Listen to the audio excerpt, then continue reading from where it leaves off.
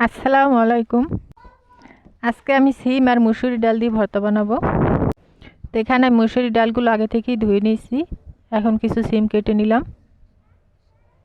কাটা হয়ে গেছে, আমি ধুয়ে মুসুরি ডালের সাথে দিয়ে দিলাম কয়েকটা কাঁচামরিচ, অল্প কয়েক কোয়া রসুন দিয়ে সেদ্ধ বসাই দিয়েছি। তো ঢাকনা দিয়ে ঢেকে দিয়েছি যাতে তাড়াতাড়ি সেদ্ধ হয়। এই তো সেদ্ধ হয়ে গেছে,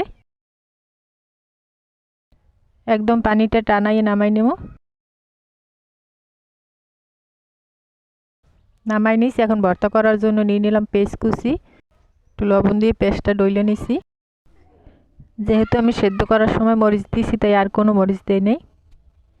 ভর্তাটা মাখাই নেব। এভাবে ভর্তা মাখাই গরম ভাতের সাথে খেতে কিন্তু দারুণ মজা লাগে। একবার বাসায় ট্রাই করো। তো ভিডিওটা ভালো লাগলে সাবস্ক্রাইব করে পাশে থেকো।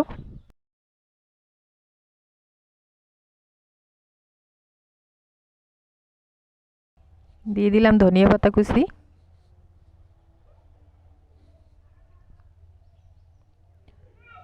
একদম খাঁটি সরিষার তেল দিয়ে খুব ভালোভাবে মাখাই নিয়েছি। তো মাখানো হয়ে গেছে। তো আজকের ভর্তাটা কেমন হয়েছে নিশ্চয়ই কমেন্ট করে জানাবা। সবাই ভালো থেকো। খোদা হাফেজ।